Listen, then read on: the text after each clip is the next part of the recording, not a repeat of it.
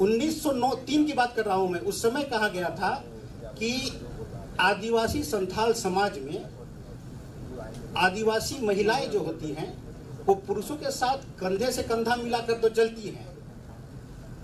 कई अवसर ऐसे होते हैं जिसमें पुरुषों से 4 कदम महिलाएं ही आगे होती हैं। आज हमारी रफ्तार धीमी है, हमको उस जगह तक पहुंचने में समय लगेगा जहां हिंदी साहित्य, अंग्रेजी साहित्य पहुंच चुका है। लेकिन जोबा जी के जैसे लोग अब हमारे बीच में हैं, वो लोग इस सफर को गति प्रदान कर रहे हैं। जोबा जी, आपसे जानना चाहूँगा, आदिवासी पृष्ठभूमि से आती हैं आप, एक रूढ़िवादी आदिवासी परिवार में एक लेखक के तौर पर स्थापित होना, एक पुरुष प्रधान साहित्य समाज में एक ऊंचाई को छूना कितना चुनौतीपूर्ण रहा आपके लिए? सलाम को जोहार, सबों को जोहार। आपके प्रश्न से मैं जवाब में यही कहना चाहूँगी कि मैं बहुत चुनौतियों से सफ़र करते हुए मैं इस मुकाम तक पहुँची हूँ। सबसे पहले तो फर्स्ट सेशन में या इनॉग्रल सेशन में कुछ बातों को रखी थी। इसके बाद के सफ़र को मैं अभी थोड़ा दोहराती हूँ। मैं चकुलिया ब्लॉक पूर्वी सिंहभूम के बंगाल बॉर्डर में मेरा पदस्थापना सबसे पहले हुई, जो पाकुड़िया गांव जो बंगाल बॉर्डर में पड़ता है। मैं स्टील एक्सप्रेस से पहले तो मैं वहाँ रही भी, 2-3 महीना रह करके भी देखी। मैं शिक्षिका हूँ, क्षमा चाहूँगी नहीं बताई, और वहाँ पदस्थापना हुई थी। और मैं जब स्टील एक्सप्रेस से जाती थी, मतलब 3 बजे में घर में उठना पड़ता था, खाना पीना सब कुछ बना करके 5:30 बजे मैं घर से निकलती हूँ। 6:10 में स्टील ट्रेन रहती थी। इसके बाद 7:30 बजे तक चकुलिया पहुँचती हूँ। वहाँ से बस एक ही बस चलती थी उस समय, 2004 की बात मैं कर रही हूँ। 15 किलोमीटर बस से सफ़र करके फिर वहाँ मैं साइकिल रखती थी। 7 किलोमीटर बहुत बीहड़ जंगल, उधर तो साल का जंगल है, वहाँ से पार होके आधा घंटा में साइकिलिंग करके 7 किलोमीटर पाकुड़िया गांव पहुँचती थी 8:30 बजे 9 बजे तक। फिर वहाँ से मैं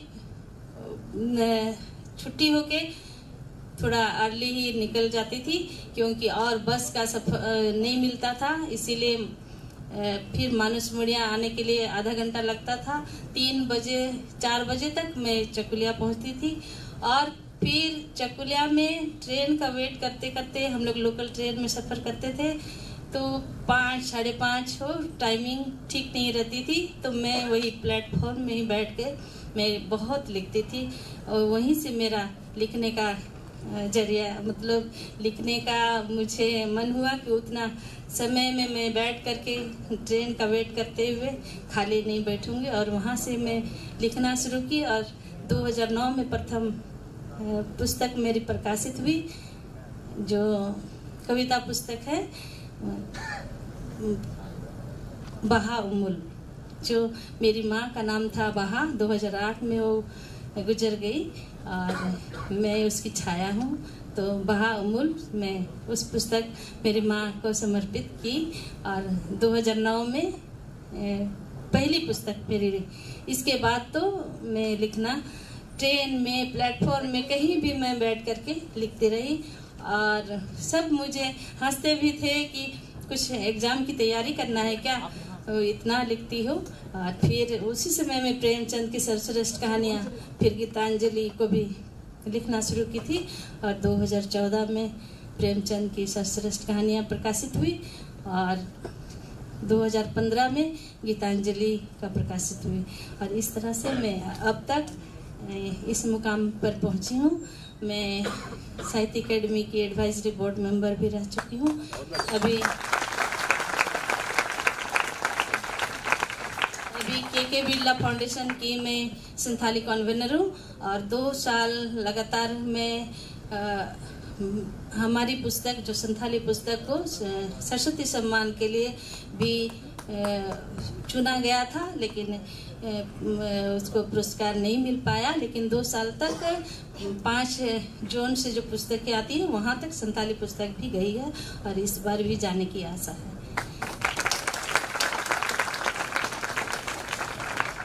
जोबा जी के बारे में जैसे आप लोगों को बताया गया कि वो फिल्मों में भी सक्रिय रही है लेखन कार्य के अलावा, और इनका गायन के क्षेत्र में भी बड़ा जो है अच्छा पृष्ठभूमि रहा है। तो जोबा जी, हम चाहेंगे कि लोगों के लिए आज आप एक संथाली में कोई गीत हमें सुनाएं।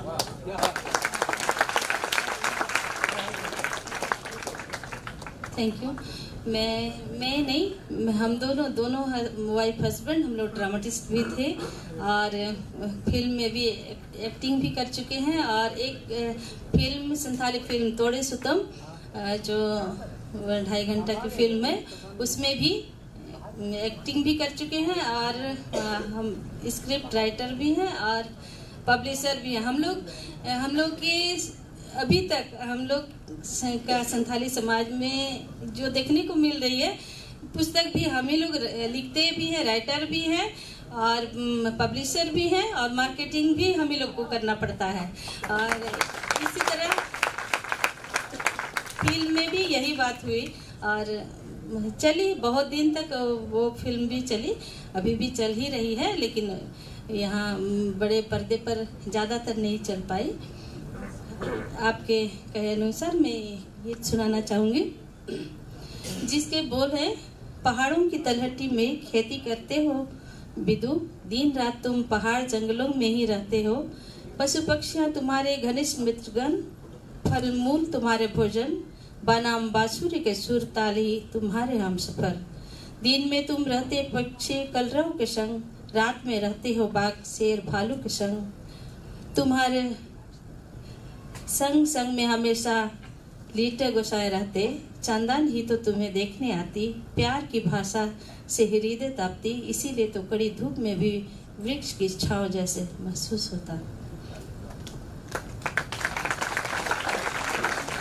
जय गण तो बुरुलो तुमरे जा रहा राम हो रोया बिदु। सिंगे नीद बिदु पुरु हारा रे मेताए। सिंगे नीद बिदु पुरु हारा रे मेताए। चेड़े चिप्रू मांगाते जोटा तम जो बिली मादा का उतुता। तेरी यो बान माजूरी जोटा तम सेरे निरागे गाते।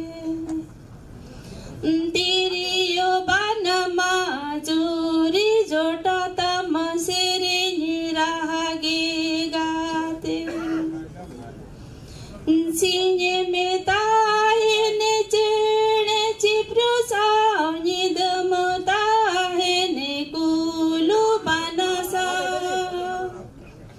लीट गोसाई मा सारा बेड़ागे अमे नील में ताहे। लीट गोसाई मा सारा बेड़ागे अमे नील में ताहे। चंदन गे सिरी हिरी में बिदु सिबिली रोड़ते जीवी दोराड़े। सी तुम लो रे हो बिदु मुलुले कागे में आएगा।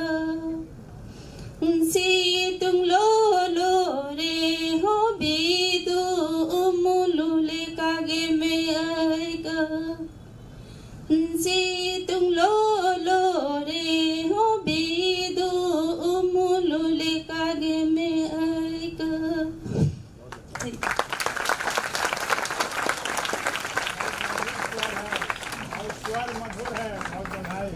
बिल्कुल स्वर मधुर है और गाने के शाब्दिक अर्थ भी दिल को छूने वाले हैं। जोबा जी, आपका जो सफ़र आपने तय किया उसके बारे में ना तो हम लोग जान चुके हैं।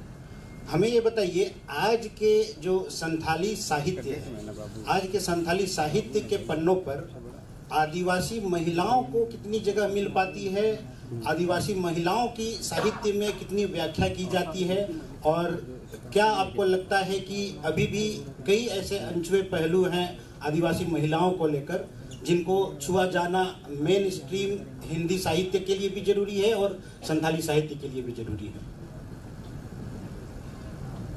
मुझे लगता है आज के समय में आदिवासी महिलाओं को भी साहित्य में रुचि भी बढ़ गई है और साहित्य में भी बहुत सारे लोग आ गए हैं और अपनी साहित्य रचना से अपने समाज को और भी समाज को भी योगदान दे रही है। और अभी ऐसा नहीं है कि आदिवासी महिलाएं केवल घर के दायरे में ही या चार दीवारी में ही है, ऐसा बात नहीं है। सभी लोग इस तरफ मुड़ गए हैं और आशा करती हूँ और भी लोग आएंगे और अभी नई नई लड़कियाँ या यंग जनरेशन भी धीरे धीरे लिखती आ रही है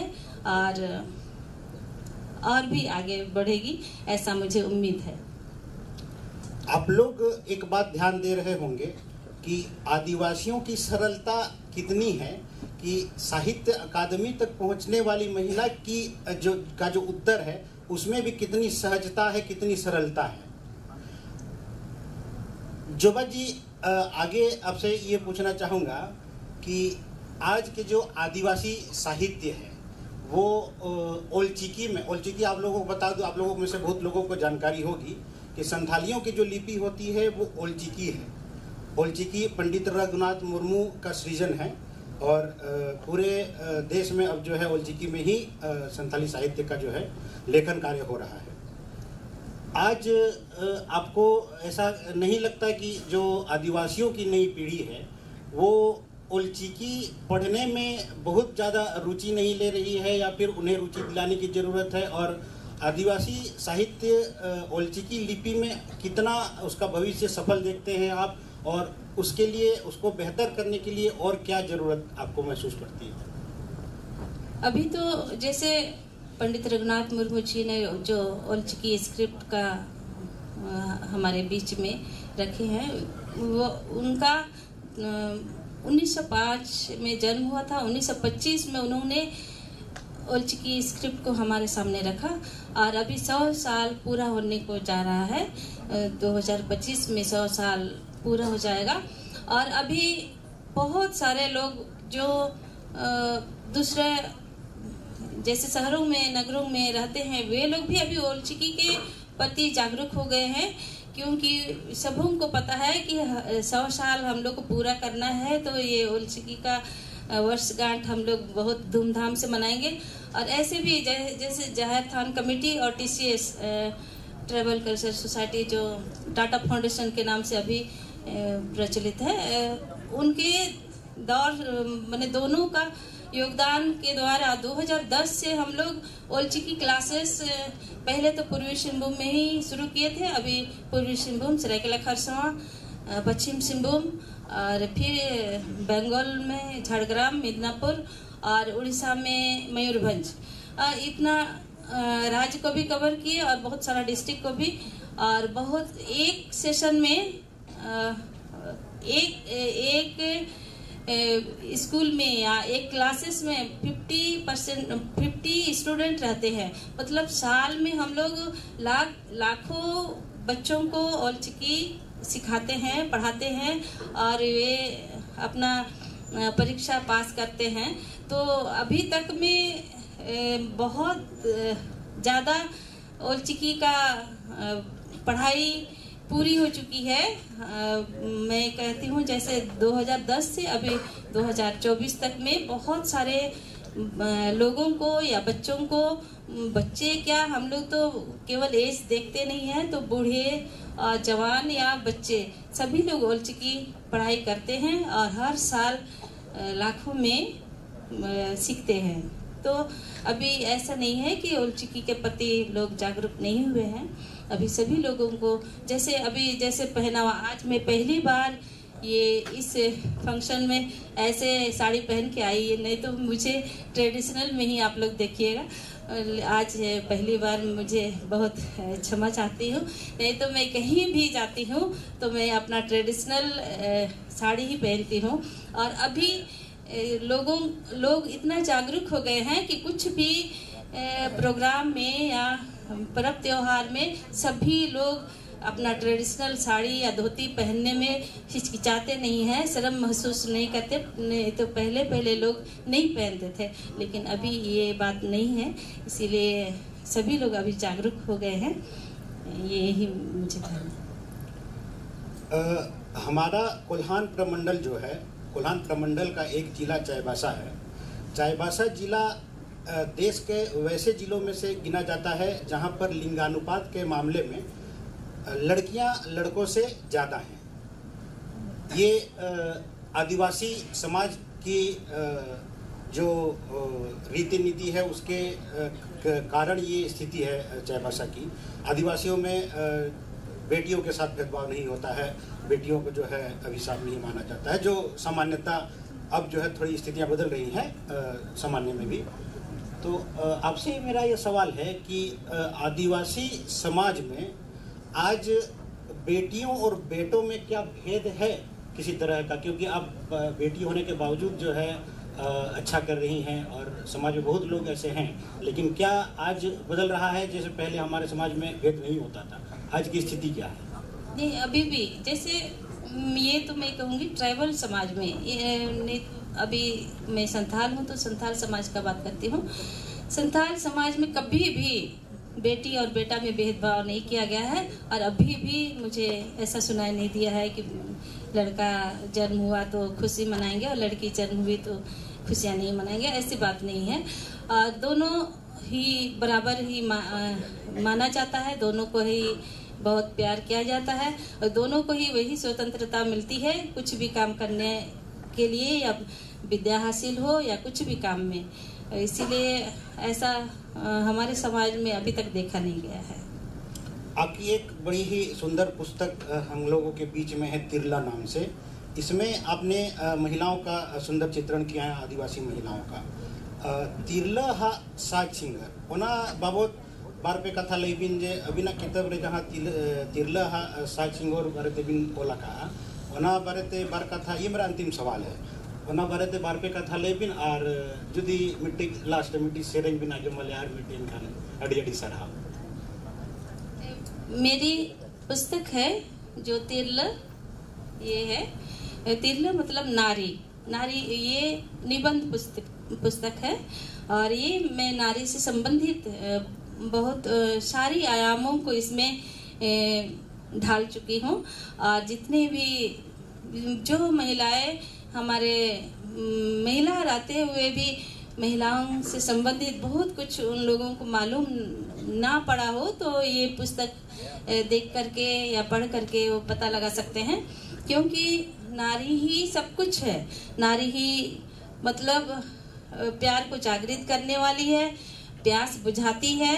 नारी ही सृष्टिकर्ता भी है, जीवनदायिनी भी है। नारी घर की, परिवार की, समाज की पथगामिनी भी है। ये बहुत कटु सत्य है।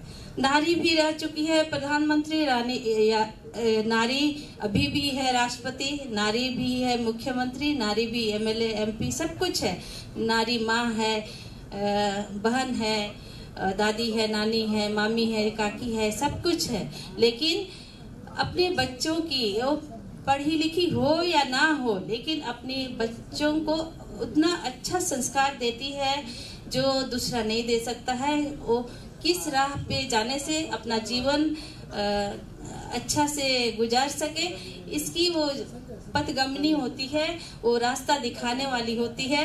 वो क्यों ना हो, अनपढ़ ही क्यों ना हो, लेकिन अपने बच्चों को अच्छी राह ही दिखाती है।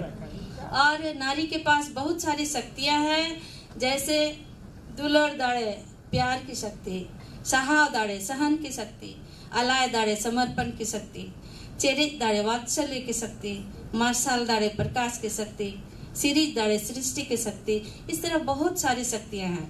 और उनके साथ साथ जो इन्होंने क्वेश्चन उठाए, साज सिंगर मतलब हम लोग जो इतना सजावट के सामान पहनते हैं उनका भी कुछ लक्ष्य होता है, उसका मीनिंग होता है। जैसे हम हल्दी क्यों लगाते हैं, तेल क्यों लगाते हैं, कान में क्यों पहनते हैं, बिंदी क्यों लगाते हैं, यहाँ सिंदूर क्यों लगाते हैं, गले में हार क्यों पहनते हैं, ऐसे सभी का जिक्र उसमें है। उसका क्या मीनिंग है, केवल दिखने के लिए या दिखाने के लिए हम लोग पहनते नहीं है, उसका कुछ ना कुछ मीनिंग है, साइंटिफिक रीजन भी है।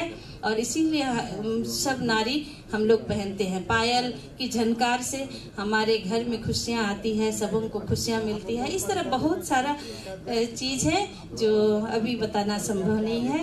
और बहुत सारी चीज़ में इस नारी या तिल्ल पुस्तक में लिखी है, जो पढ़ने से ही बहुत कुछ समझ में आएगा। Thank you sir, thank you ma'am.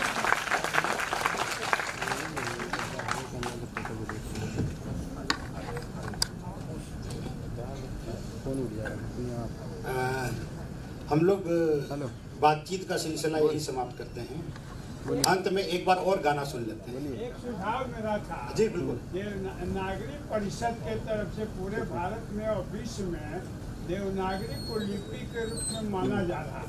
तो हमको लोगों ने कहा कि आप झारखंड में रहते हैं, झारखंड के जो विभिन्न भाषाएं संताल हैं उनमें जो ओली सिटी के बदले क्या देवनागरी में साहित्य रचने का कुछ प्रयास हो सकता है? ये मेरा एक सुझाव है। जी बिल्कुल बिल्कुल। मैडम आप इस पर कुछ कहना चाहेंगे? पहले तो सर रोमन में भी लिखी जाती थी, बंगला में भी लिखी जाती थी, देवनागरी में भी लिखी जाती है।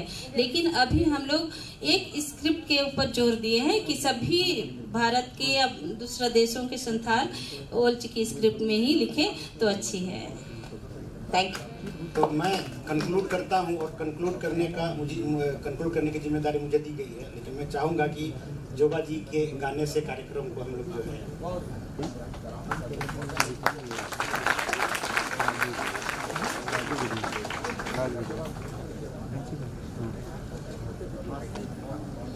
बहागढ़ रे बिदुद बनमा जयगढ़ रे 2.5 आजमो माझी बकुल रे रहा दो तारे को मुतुलु पिंड भितिरे माझी बकुल रे रहा दो तारे को मुतुलु पिंड भितिरे बाहा झन्नारे बिदुद सेरिया सरदी सी तुंगो निचल बेड़ा रे बंगा कोड़ी को राहा को आतेना धीरी चटनी चटरे बंगा कोड़ी को राहा को आतेना धीरी चटनी चटरे बोरो हारा रे बिदुद सेरिया धीरी दारे रे तावा तारे को अतु डोला रे बिदुद सेरिया चंदन मोने रे तारे को अतु डोला रे बिदुद सेरिया चंदन मोने रे तारे को। धन्यवाद। बहुत सुंदर, बहुत सुंदर। और इसीलिए कहा गया है कि संगीत से मिटती है सरहद की दीवारें, संगीत से मिटती हैं भाषाओं की दीवारें। बहुत खूबसूरत प्रस्तुति जुबा मैडम। और अब हम सम्मान करना चाहते हैं इस मंच पर। मैं निवेदन करना चाहती हूँ कोऑपरेटिव ऑफिसर श्री सुरेंद्र प्रसाद जी से कि आप आएंगे और मैम को यहाँ सम्मानित करें। सम्मान की भावनाओं का संप्रेषण हम करते हैं ये स्मृति चिन्ह प्रदान करके, और तालियों की गड़गड़ाहट जरूर करनी चाहिए। एक खूबसूरत सा प्यारा सत्र जो हमें अपनी माटी से, अपनी माटी की खुशबू से जोड़ गया, अपने संथाल होने का गौरव दे गया, और अपनी भाषा में हम बहुत आगे बढ़ सकते हैं, इस बात को और पुख्ता रूप से स्थापित करता गया।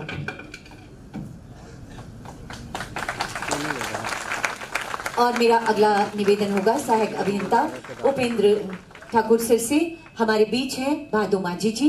हम सम्मान की भावनाएं स्मृति चिन्ह के रूप में आप तक संप्रेषित कर रहे हैं। उपेंद्र ठाकुर सर, सहायक अभियंता से मेरा निवेदन होगा इस सम्मान की भावनाएं जिला प्रशासन सरायकेला खरसावा की तरफ से आप इन्हें संप्रेषित करेंगे और तालियों की गड़गड़ाहट जोरदार होती रहनी चाहिए।